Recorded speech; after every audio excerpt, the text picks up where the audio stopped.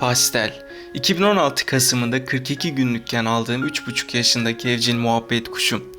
İlk aldığımda henüz yeme yeni düşmüş uysal bir muhabbet kuşuydu. Bu nedenle kendimi alıştırmak için ekstra bir çaba göstermedim.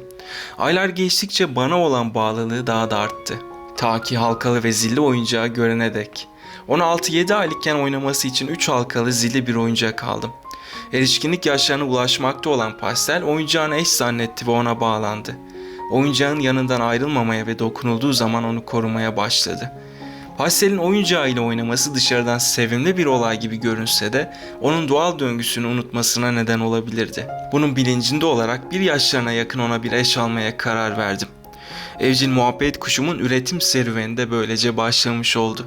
Ekim 2017'de kendi renklerine benzeyen kırmızı gözlü Cremio bir muhabbet kuşu ile üremesi için aynı kafese yerleştirdim. Pastel'in eşine olan ilgisi oyuncağına olan ilgisinden daha da yüksekti. Sürekli ona kur yaparak etkilemeye çalışıyordu. 2 ay aynı kafeste durmalarına rağmen eşi Pastel'in kurlarına karşı tepki vermedi. Her fırsatta yanından uzaklaştırmaya çalışıyordu.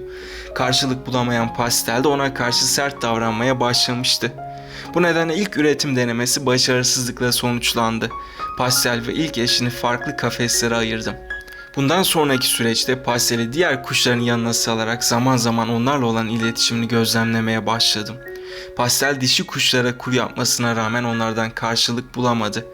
Dışarıdan alacağım kuşların hastalık taşıma ihtimaline karşı evcil muhabbet kuşum için önceliğim her zaman evde beslediğim kuşlar oldu. Ancak evdeki kuşların eş olarak kabul etmemesi nedeniyle dışarıdan Pastel için eş almaya karar verdim. İlk üretim denemesinden 1,5 yıl sonra Pastel için yeşil dişi bir eş aldım. Pastel ona karşı kur yapsa da dişi kuştan yine karşılık bulamadı. Sanırım dişi kuşların karşılık vermemesinde Pastel'in evcilleşmiş ve baskın olmayan bir kuş olması da etkiliydi. Yabani olan kuşlarım ilk tanışmada eş tutarken Pastel'inki hep başarısız oluyordu. Yeşil kuştan sonra tekrar denemek için Lady adında daha genç bir muhabbet kuşu aldım. Pastel Lady'yi çok beğense de Lady Pastel'i gaga atarak her zaman yanından uzaklaştırıyordu. Pastel'i beğenmeyen Lady, salma kafeste beslediğim evcil olmayan Afacan ile bir haftada eş tutarak yavru yaptı. Pastel yine eşsiz kalmıştı. Dişi kuşlar Pastel'i beğenmediği için evde besleyen birinden 4 adet sağlıklı kuş aldım. Büyük kafese yerleştirerek Pastel'i onların içine saldım. Pastel onların içinden yine yeşil olan bir kuşu beğendi. Yeşil kuş da ona kuru yaparak karşılık veriyordu. İkisini yuva takarak farklı bir kafese ayırdım. Haftalar geçmesine rağmen yine başarısız olmuştu. Bu denemeden aylar sonra bütün kuşları odaya saldığım esnada kendi ürettiğim ve erişkinliğe ulaşan bir muhabbet kuşumun Pastel'in peşinde gezdiğini gözlemledim. Pastel nereye giderse o da peşinden gidiyordu. Bu sefer diğer kuşları görünce Pastel ondan kaçıyordu. İkisini aynı kafese ayırmaya karar verdim. Aynı kafese yerleştirdikten 2 hafta sonra 21 Mart 2020 tarihinde Pastel ve Çıtır'ın ilk yumurtası oldu.